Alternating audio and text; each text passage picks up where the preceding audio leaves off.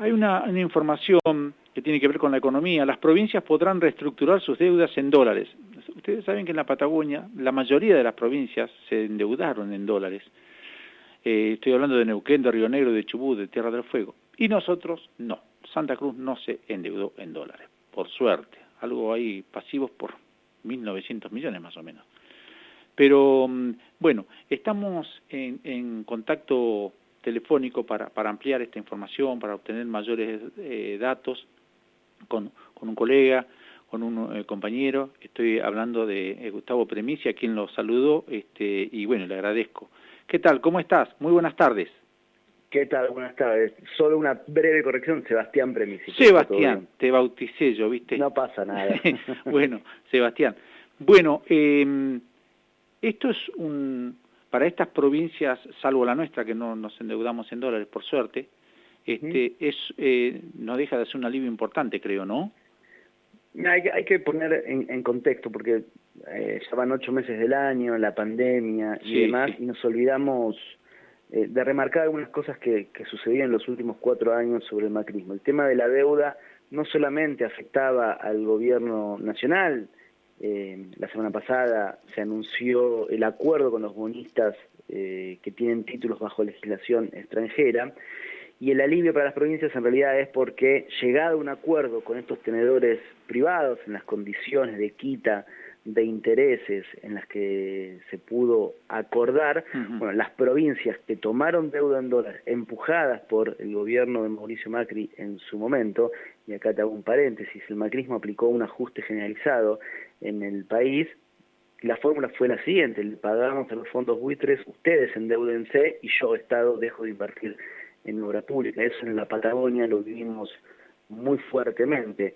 Bueno, esas provincias endeudadas que tomaron, para ir poniéndole algún número y ejemplo, por ejemplo, valga la redundancia, Chubut, 700 millones de dólares, cuando el tipo de cambio no se había mega devaluado durante el macrismo. Recordemos las sucesivas devaluaciones. En abril del 2018 una, y en el momento de las PASO del año pasado otra, en cual disparó la deuda pública de Chubut. Neuquén tomó 715 millones, Río Negro 300 millones de dólares, Tierra del Fuego 200 millones. Se volvió una deuda acumulada, ahí dábamos el número de 1.900 millones de dólares en la Patagonia, impagable. Este acuerdo con los bonistas internacionales abre de alguna manera la puerta para que estas jurisdicciones puedan, bueno, renegociar en los mismos términos que Nación. Un poco lo que estaba esperando también la provincia de Buenos Aires. En los medios de la ciudad de Buenos Aires se salió más la noticia de, bueno, el alivio a la provincia de Buenos Aires, pero es en realidad a un conjunto de provincias que tomaron deuda, y en la Patagonia, bueno, estos ejemplos que te estaba dando, salvo Santa Cruz, que por suerte, por distintas circunstancias, no tomó deuda en dólares, con lo cual eso le permitió capear incluso esta crisis de mejor manera que el resto. Sí, es fea las comparaciones, pero si miramos nosotros a nuestros vecinos a Chubut, ya sabemos lo que le pasó a Chubut, el eterno problema que vino con los docentes, con los trabajadores públicos, bueno, que fue tremendo. Ahí está. Por ahí, no es para hacer comparación, pero es el ciclo inverso lo que le pasó a la provincia. Seguro. Santa Cruz en 2015, en 2016, 2017, el macrismo aplica un ajuste tremendo. Hablemos de las obras públicas que nos hicieron, la usina o todo lo vinculado a Río Turbio y el yacimiento de carbón, o las represas, o todo tipo de obra pública. Eso le generó un desbarajuste financiero a la provincia de Santa Cruz en esos 2 primeros años. Después de ahí se acomodó. En el medio, provincias como Chubut se endeudaban en dólares para suplir el mismo recorte presupuestario que nos pasa a nosotros. Bueno, esa deuda se transformó en un salvavidas de plomo, no solo a las provincias, sino también para el gobierno nacional. Es como si en tu economía, de tu hogar, vos tenés que pagar la tarjeta de crédito, para poner un ejemplo bien cotidiano, y tenés que destinar todo lo que ganás en un mes para poder cancelar todo lo que vos te endeudaste. Bueno, esa es la situación en la que nos dejó el macrismo. imposible de sobrellevar sin una reestructuración. Exactamente, bueno, pero bueno, ahora salió esta posibilidad, luego como decías vos claramente, del acuerdo que logramos, que logró nuestro país, que logramos con los bonistas, ¿no es cierto? Así que se abre esta posibilidad. Sí, y ahora cada provincia va, digamos, esto es un proceso que va a llevar adelante cada provincia. Por ejemplo, la semana pasada Chubut aprobó en su legislatura la reestructuración de su deuda. Lo mismo pasó en Río Negro, el gobernador de Neuquén también se expresó en la misma línea. Los ministerios de Economía de cada jurisdicción van a iniciar el proceso de reestructuración con el banco, generalmente en las provincias es el banco, como nosotros el Banco Santa Cruz, en otros lugares era el Banco Patagonia, por ejemplo en Chubut, a través de ese agente financiero empezar a hacer el proceso de reestructuración, que básicamente va a apuntar a estirar los plazos de vencimiento de los intereses, porque lo perverso del macrismo, digamos, nosotros no estamos haciendo una diatriba en contra de tomar financiamiento para proyectos productivos, pero la estructura de cómo el macrismo endeudó a la Argentina, incluso las provincias, hizo que la totalidad o una muy importante parte de los vencimientos fuesen en el 2020-2021, con un arrastre de crisis económica desde 2018-2019, más la pandemia. Bueno, eso claramente fue una bomba de tiempo que nos dejó el macrismo. Aún así, si no hubiese ocurrido la pandemia, la bomba de tiempo estaba igual, estaba igual, las provincias también iban a tener que reestructurar sus deudas, y eso fue lo más perjudicial, lo más dañino, la concentración de los intereses. ¿Y por qué? Porque fue deuda de alguna manera que prometió dar dividendos a esos inversionistas, entre comillas, de manera muy acelerada. Bueno, fue parte de la estructura de la timba financiera, característica de todo el modelo neoliberal de los últimos, del periodo macrista, el tercer ciclo de endeudamiento histórico de la Argentina, uno en la dictadura cívico-militar, otro durante el menemismo, el tercero fue durante el periodo 2016-2019. Exactamente bueno, pero ahora la cosa es totalmente distinta, porque nosotros al llegar a un acuerdo con los bonistas ya estamos hablando las distintas provincias a diario, el presidente en contacto, y también nos ha tocado a nosotros y nos ha tocado muy de cerca en la cuenca carbonífera. Estamos hablando ya dejando esa bicicleta financiera para entrar a proyectar las obras básicas para el pueblo, y una obra muy importante para nosotros como la usina, reactivándose, se está reactivando. Ese acuerdo reactiva la economía, y estos 3 años y medio van a ser muy muy importantes para nosotros, y nos va a poner de pie, yo no tengo ninguna duda, aunque bueno, siempre están los agoreros, ¿viste? Siempre están los buitres que dicen que no, pero yo creo que sí, que es un incentivo, porque bueno, se va a empezar a mover la economía, y esto este círculo virtuoso, ¿no es cierto?, cuando comienzan con las obras públicas, cuando se comienza a mover el comercio, incluso en medio de esta pandemia, ¿no?, esta buena noticia, me parece a mí que ha sido una muy buena noticia, sin ninguna duda. Sí, esto, los intereses que no tenés que pagar hoy, el ahorro de interés, vos pensás que, a veces se hablan de números tan grandes y uno pierde la dimensión, pero con el acuerdo que selló Nación, estamos ahorrando 37.000 millones de dólares de pago de intereses. Si estamos pagando nada más que el 10% de los intereses totales de la deuda que el macrismo nos heredó. Pensarlo de esa manera, el 10% estamos pagando, son un ahorro de 37.000 millones de dólares. Esa plata que no se la vas a tener que dar a los inversionistas, entre comillas, porque la lluvia de inversiones fue especulativa, las vas a poder volcar de manera productiva, virtuosa, Estado como inversión pública. Por ejemplo, ahí tenés un diferencial, y tampoco es casual que el día que anunció esta reestructuración, Alberto Fernández también presentaba el nuevo lanzamiento de Procrear, el día siguiente el conjunto de obras para todo el país. Para la provincia de Santa Cruz van a ser 2.500 millones de pesos en distintas obras para los distintos municipios, y la obra pública motoriza, es como una industria de industrias, no no solamente Seguro. la construcción motoriza un montón de pequeñas empresas en cada una de las localidades. Pensé que hay 6.000 trabajadores registrados de la construcción actualmente, durante el macrismo habían bajado a 5.000, eso fue parte del ajuste, y tenés la posibilidad de sumar más trabajadores a un sector clave como la construcción, que a su vez genera, en este círculo virtuoso, como vos decías, más mano de obra en cada una de las localidades. Por supuesto. Obviamente no es, perdón, te cierro la idea, nunca es la panacea, digamos, todo.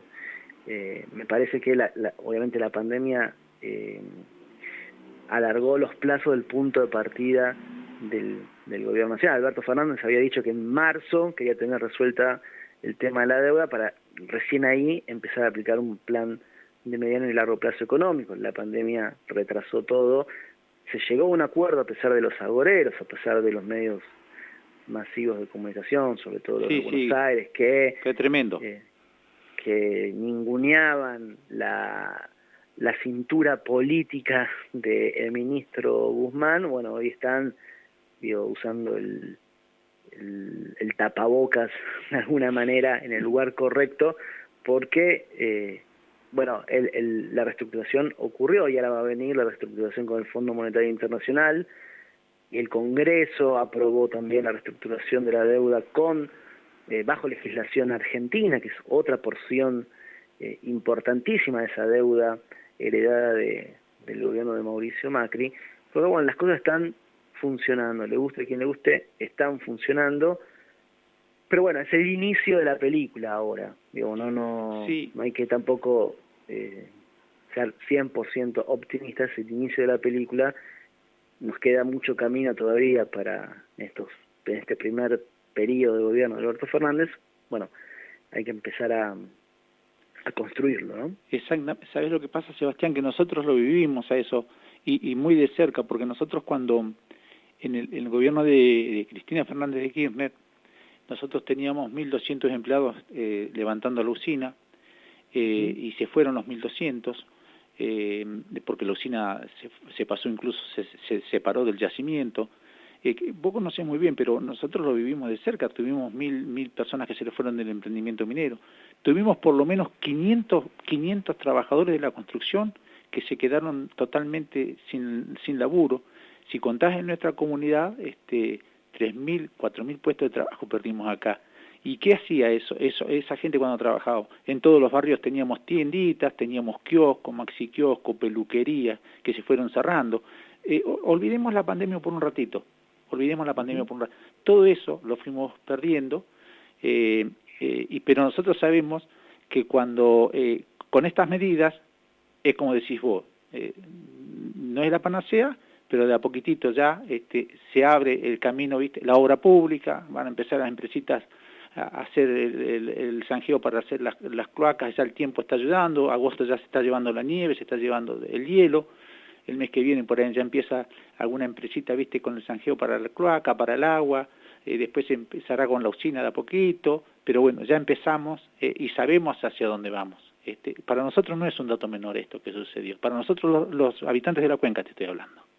Sí, no, digo, es 100% relevante, digo, yo por mi laburo estando acá, acá en Río Gallegos me metí bastante en la realidad de la cuenca. De hecho, el año pasado publiqué mi libro La Patagonia Ajustada, donde cuento todo un capítulo vinculado a Río Turbio y la mina, pero a veces es muy difícil desde la centralidad porteña, hablando de los medios o de la parte, digamos, que nos toca a nosotros como comunicadores, periodistas, dar cuenta de esa trascendencia, y que para pueblos como Río Turbio, como para otros tantos de la provincia o de todo el país, cosas que en la centralidad porteña parecen exiguas, pequeñas, bueno, son grandes y enormes transformaciones.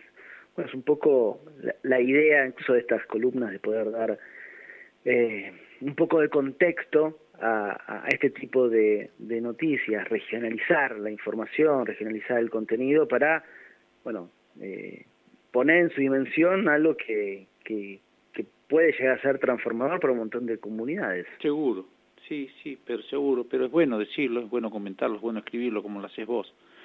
Pues sabés que uno va atando, viste, yo soy de este pueblo y ya tengo 59.000 kilómetros encima.